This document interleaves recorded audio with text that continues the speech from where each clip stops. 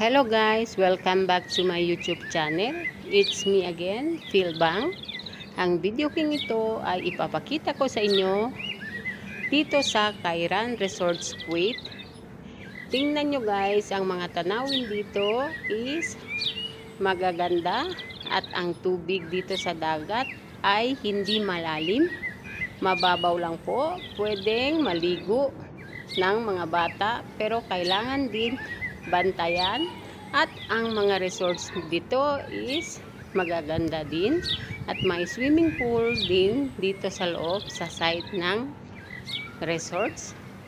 At tingnan nyo guys, dito hindi ito malalim ang tubig, pwedeng maligo ang mga bata, hindi na kakatakot, pero kailangan din natin na bantayan ang mga bata.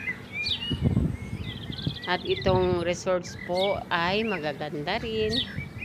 Pwede ninyo puntahan dito o kung gusto ninyo magbakasyon is wag na kayo magdalawang isip na pumunta dito.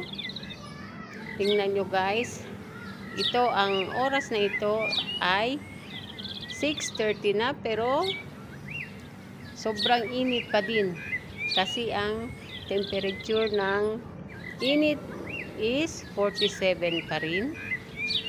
Guys, huwag kayong magdalawang isip na pumunta dito. Dito na kayo sa Kairan Resorts. Magaganda ang mga tanawin at saka dito yan sa labas. Pwede ninyong tingnan. Pero kailangan, kagaya sa akin na katulong, ay kailangan talaga na may dalang pagkain. Kasi malayo ang tindahan dito. Pag dito ay tinatawag nila Jamia. Malayo po dito. Kailangan may baon tayo. Kasi hindi tayo makadali-dali makabili. Okay guys. Kung nagustuhan ninyo itong video kong ito, huwag kalimutan i-like, comment, share.